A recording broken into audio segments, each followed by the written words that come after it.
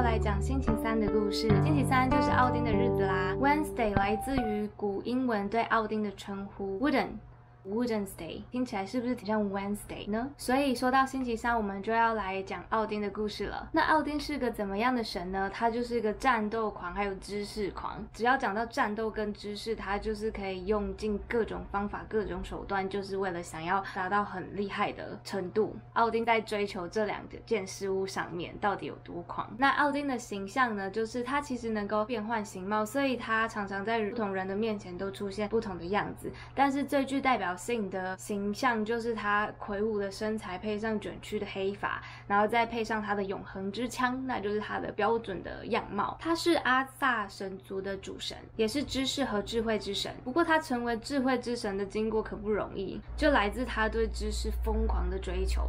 所以今天我们就要来讲奥丁到底有多狂。他对智慧和战斗有莫名的偏执，说他是知识狂或战斗狂一点都不会夸张。那我们先来讲他知识狂这一个部分吧。他为了追求更多的知识，不惜一切手段。他的疯狂甚至在塔罗牌里面还留下了记录。塔罗牌里面有一张倒吊男的牌，就是在描述奥丁为了追求智慧而折磨自己的过程。他听到智慧之泉密米尔的泉水可以增加智慧，便日思夜想的想要得到泉水。不过泉水可不是随意就可以获得的，不然什么阿猫阿狗都可以获得智慧，那奥丁也不会成为智慧之神了。除了要通过考验才会抵达智慧之泉之外，还要通过守护着双巨人密米尔的难题。密米尔可宝贝这些泉水了，连他自己都舍不得省着喝。如果有人来向他求取泉水的话，他一定想尽办法来刁难这个人，就是为了不想要给出他的泉水。要取得智慧之泉的泉水呢，第一步就是要先抵达智慧之泉啦。这可不像去你家楼下的便利商店一样那么简单。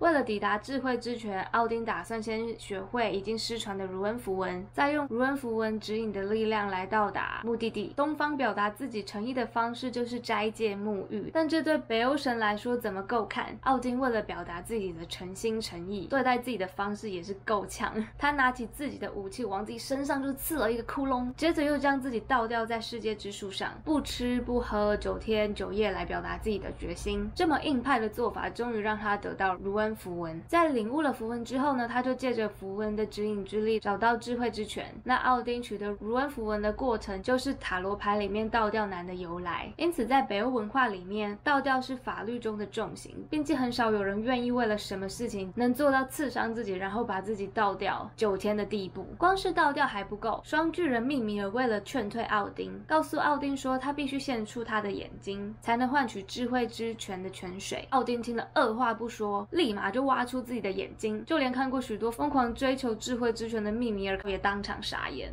他原本以为这样就能吓退奥丁，没想到奥丁就这样挖掉自己的眼睛，他只好摸摸鼻子认栽。他将奥丁挖出来的眼睛沉入泉水，并将泉水分给了奥丁。在喝下泉水的那一刻，奥丁看到泉水里面蕴含的过去、现在、未来的一切知识和智慧。从此，奥丁虽然失去了一只眼睛，但另一只眼睛却能预见未来。讲到这里，我不禁觉得这个智慧之泉的泉水和死藤水有一点相似之处啊。我听说喝过的人分享过，他们有可能看到前世的记忆啊，或者是会突然理解很多事情。而奥丁喝了智慧之泉，则是看到过去、现在、未来的一切。不过就在奥丁获得智慧的过程当中，他看到诸神的黄昏，也就是诸神的命运，还有世界末日。在诸神的黄昏来临的时候，阿萨神族会和自己创造的世界一起毁灭，这就是奥丁成为战斗狂的起点。光是有知识还不够，得要有战力才能阻止世界末日啊！既然要来讨论奥丁是如何增加阿萨神族的战斗力，我们就先来盘点一下奥丁的战力吧。奥丁的武器就是永恒之枪，他的战斗技能就是只要他丢出他的永恒之枪，就能击中他想打击的目标，而且造成的伤口无法愈合。除了战斗力之外，他还是有点疗愈能力的。如果是他造成的枪伤，只有他念诵卢恩符文，并且以毛尖轻触伤口才能愈合。除了战斗力，打仗也必须花钱，否则哪来的经费来养军队呢？奥丁拥有无尽的财富，他手上的德罗普尼尔戒指可以生出无数个金戒指，这下奥丁就有钱可以发展了。除了财力、战力之外，奥丁也需要情报来掌握自己的王国。奥丁的监控系统也是一流的。奥丁的宝座就是一座巨型瞭望塔，他常常坐在阿斯加特的宝座上，观察人间的一举一动。不过也正是因为奥丁可以看见世间万物，这才让他对智慧产生了渴求。他希望可以了解全部的事物，这份渴求折磨着他，就让他变成了一个知识狂。除了瞭望塔外，奥丁还有2只神鸦，他们每天在各个角落为奥丁搜集情报。如此一来，奥丁的情报网也算是齐全了。而他的坐骑则是8族神居斯莱普尼尔，会载着他到各个交战国去巡逻。盘点完奥丁的战斗力之后，我们回来看看奥丁如何增加阿萨神族的战斗力。有了战斗力还有情报系统还不够，奥丁还得建立自己的军队，来避免诸神的黄昏。诸神的黄昏简直就是奥丁增加战力的原动力。自从知道了这个预言，奥丁就开始想尽办法来避免诸神的黄昏。为了避免世界末日，他修建了英灵殿，搜刮人间战死英雄的灵魂，并将他们复活训练成战士。战场上死去的英雄这么多，要怎么样把他们征召进入自己的军队呢？为此，奥丁还成立专属的招募团队，女武神会到战场上挑选勇士的亡魂。每当人间有战事发生的时候，他们会将选中的魂魄束缚在他们的战马上，从彩虹桥带入英灵殿。如果有特别的英雄或是奥丁看上的豪杰，奥丁会亲自到英灵殿去迎接。虽然奥丁是为了防范诸神的黄昏才建造英灵殿，不过他看似为了远大的目标努力，搜集灵魂的过程也是蛮任性的。曾经为了收回想要的英雄而耍诈，使对方提前战死，或是为了壮大英灵殿，在各国之间挑起战争。